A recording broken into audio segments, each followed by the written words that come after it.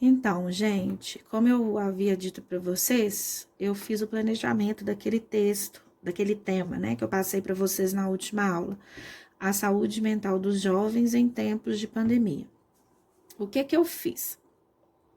Eu, como sempre, eu não consigo fazer texto diferente, já falei isso para vocês. Eu sempre parto inicialmente do passo a passo, né? Que você já conhece qual que é o meu passo a passo. Então, passo a passo, eu peguei as palavras a saúde mental dos jovens em tempos de pandemia e fui no dicionário, busquei sinônimo para saúde, e aí tem rigidez, vigor, força, vitalidade, energia, mental, né? Cerebral, cognitivo, psíquico, psicológico, jovens, moço, moça, rapaz, mancebos, imberbes. Em tempos, eu usei de acordo com o que eu acredito que eu vou usar ao longo do meu texto, né? Durante, no momento, época, circunstâncias, período e assim vai. Pandemia, especificamente, eu não localizei nenhuma que seja específica de pandemia. Mas aí, quando eu for falar de pandemia, eu vou usar os sinônimos contextuais, né, gente? Covid-19, corona, novo Covid, um mal, uma resistência, né, uma persistência, doença, e assim sucessivamente. Então, essa é a primeira parte, aquela que eu busco os sinônimos, focando sempre o quê? Nos jovens, né? Por quê? Porque se vocês repararem, eu vou falar da saúde especificamente dos jovens. E depois eu vou trazer essa realidade para o Brasil, porque o tema não fala Brasil, mas eu vou trazer especificamente essa realidade para o nosso país. Então, vamos lá. Agora, vamos localizar aqui o melhor jeitinho de filmar. Então, vamos pensar. O que eu fiz? Essa prova, essa proposta, ela tem 5 textos. Então, eu li todos os textos e retirei de cada um deles o que tinha de mais importante, aquilo que eu pensei que pudesse me ajudar mais na minha produção textual. Então, o meu foco é a saúde mental dos jovens durante a pandemia. Então, o texto 1, ele não fala especificamente dos jovens, mas ele traz informação que eu vou jogar para o meu foco. O meu foco é a saúde mental dos jovens em tempo de confinamento.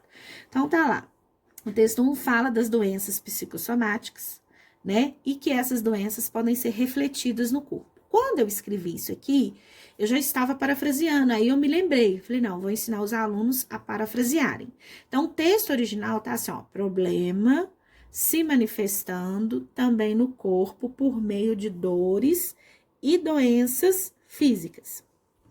Esse é o texto original. Então, quando o Enem fala que a gente pode parafrasear o texto original, os textos motivadores, quer dizer que vocês podem usar com as suas próprias palavras o que o texto fala. Então, eu fiz uma paráfrase. Não começa assim, falando de problemas, eu trouxe sinônimos, mazelas, males, disfunções. E aí, eu já trouxe com as minhas palavras, esses males se refletem externamente no meio físico dos jovens. Já trouxe o foco. Então, reparem que aqui eu já fiz uma paráfrase. Essa paráfrase eu posso usar com tranquilidade na minha redação, ok? Peguei a base do texto motivador, mas fiz uma paráfrase. Então, igualzinho a esse texto 1, eu posso fazer em todos os outros textos. Mas eu só mostrei esse daqui, senão o vídeo ia ficar muito longo. Mas dá para vocês fazerem, tá bom? Texto 2. Pandemia muda a vida das pessoas. É isso que fala o texto. O texto fala das pessoas. Mas o que eu vou trazer? Eu vou trazer para o meu foco, são os jovens. O texto 2 também fala de isolamento social. O que causa isolamento social? Ele causa medo, incertezas e mudanças para todas as pessoas. No meu texto, vou focar nos jovens. Ok. Esse texto aqui, ele traz uma entrevista muito interessante, né, que tá no site Detetives da Saúde, que eu compartilhei o link para vocês, que tá lá na nossa postagem. uma entrevista muito interessante, muito longa, que eu assisti, que a psicóloga fala, assim, dá algumas dicas de como preservar a nossa saúde mental. Claro que a gente vai focar no jovem para pôr no redação, mas quem não ouviu, validadas, mais ansiosas, e que esse estresse e essa ansiedade geram reações desconhecidas, né? Ou seja, reações desconhecidas vêm à tona.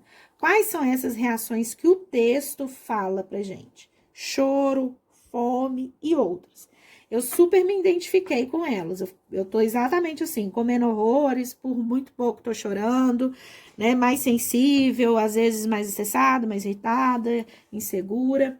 Mas enfim, vamos ter o foco. O foco é os jovens. E aí, turma, no meio do texto 3, eu me dei uma luzinha já.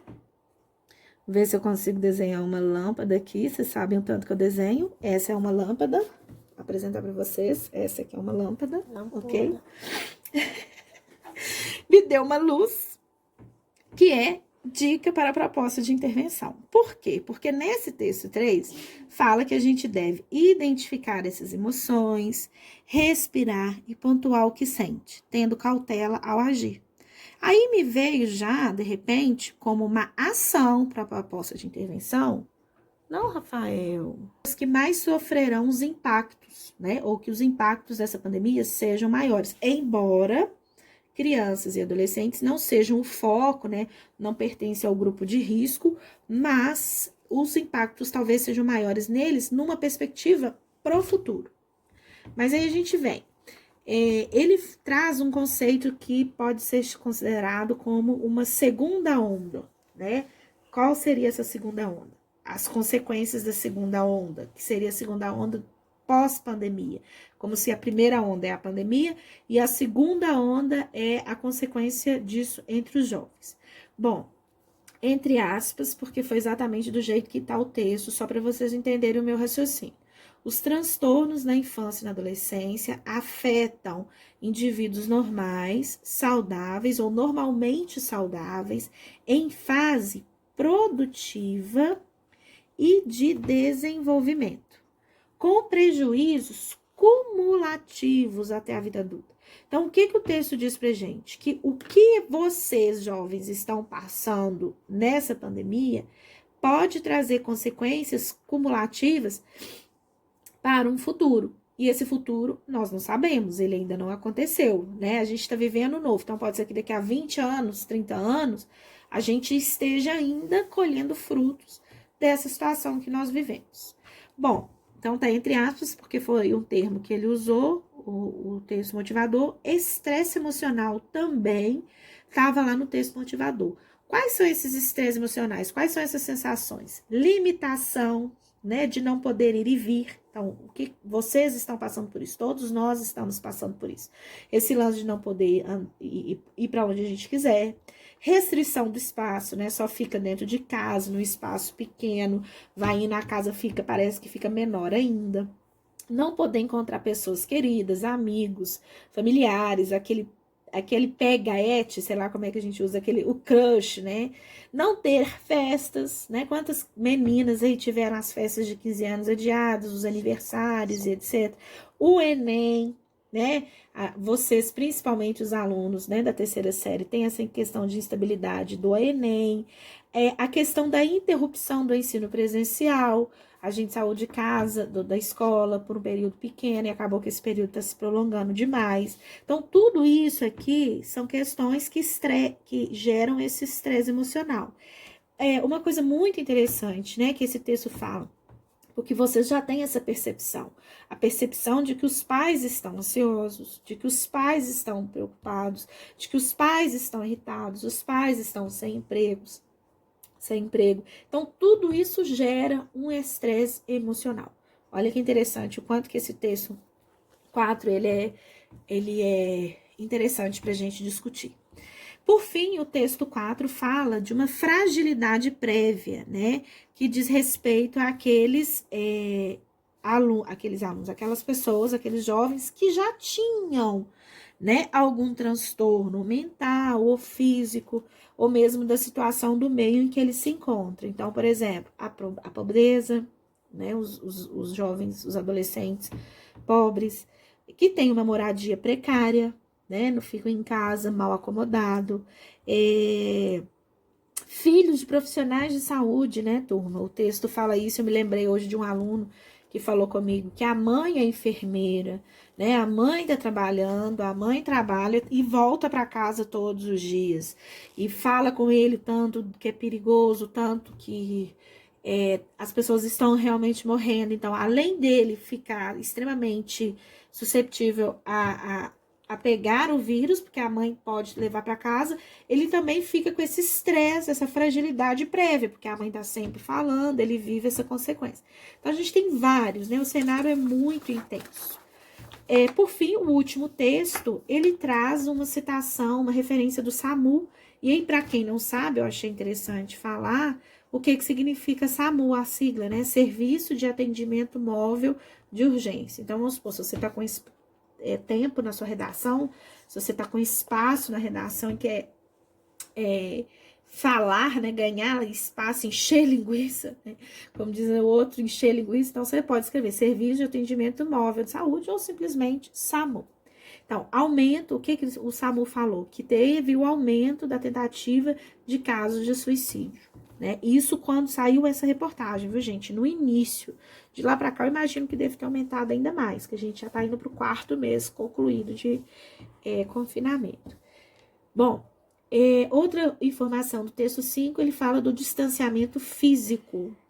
Ele deixa essa dica: o distanciamento físico não significa manter silêncio, ainda mais na era dos aplicativos.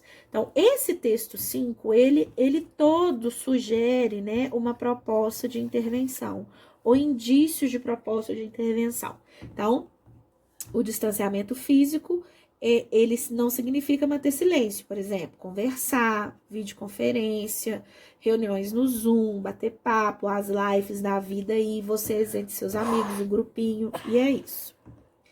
E, por fim, é necessário aprender novos jeitos de se relacionar com essa rede de apoios que a gente tem. Então, o que eu percebi? Os textos, até os 5, foram publicados em sites de revistas ou blogs de saúde.